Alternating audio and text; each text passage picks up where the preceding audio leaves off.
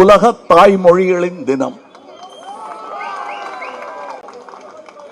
இதை கொண்டாடுவதற்கு இதைவிட சிறந்த தருணம் இருக்க முடியாது. நம் மொழியின் குதவளையை பிடிக்க நினைப்பவர்கள் உணர வேண்டும் இது எப்படிப்பட்ட தினம் என்பதை. தமிழ் எங்கள் உயர்வுக்கு வான் என்றார் பாரதிதாசன். இமயம்னு சொல்ல, ஏன்னா வானத்திலிருந்து பார்த்தால் இமயமலையும் சின்னதா தெரியும். அப்படி தூக்கி கொண்டு போய் வச்சுட்டாரு தமிழை. அந்த தமிழை இறக்க முடியாது யாராலையும். மரியாதையுடனே பேசும், எவராலும் இறக்க முடியாது.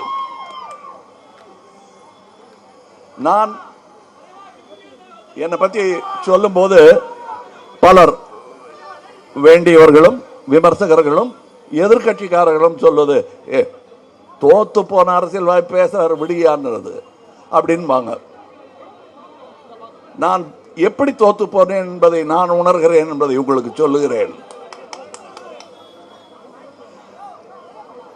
நான் 20 வருடத்துக்கு, குறைந்தபட்சம் 20 வருடங்களுக்கு முன்பாக அரசியலுக்கு வந்திருக்க வேண்டும். அது வர தவறினேன் என்பதுதான் எனக்கு தோல்வியாகப்படுகிறது.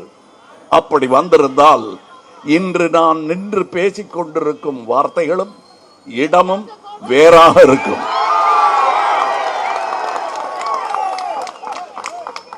நான் இப்பொழுது பேசுவது எனக்கு வாக்கு அளிக்காதவர்களுக்காக பேசுகிறேன் என்று நினைக்க வேண்டாம். அவர்களும் என் மக்கள் தான், அவர்களும் என் உறவுதான். வாக்கு அளித்தவர்கள் போக இந்த டெமோக்ரசி என்பது பாக்கி 49% கவனிக்காமல் விடுவதல்ல. அவர்களும் இருக்கிறார்கள் என்பதை நினைவில் கொள்ள வேண்டும். அதுதான் டெமோக்ரசி. சோ உங்களுக்கு அவங்களுக்கு இருக்கிறது 2% வித்தியாசம் தான். தம்பி என்னங்க தாடியெல்லாம் வச்சு போற பார்த்து தம்பிங்கிறீங்க. காலம் அவர்களை தம்பி ஆக்கிவிடும். யாரை அண்ணலாக்க வேண்டுமோ அவரை அண்ணலாக்கும்.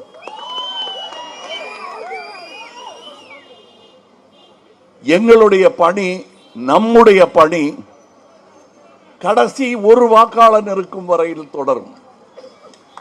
எப்படிங்க இப்படி சொல்றீங்க? நல்ல வார்த்தையா சொல்லுங்க. நல்ல நாளும் அதுவுமான்வீங்க.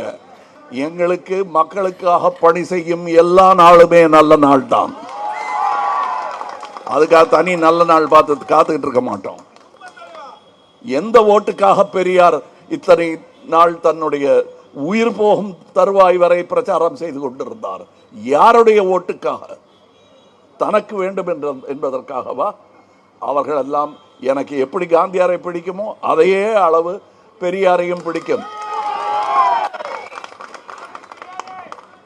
பெரியார் இருந்து உண்மையை பேசி இருந்தால் தன்னுடைய விலாசத்தை அவர் சொல்லி இருப்பார். அவரே காந்தியின் சிஷ்யன் தான்.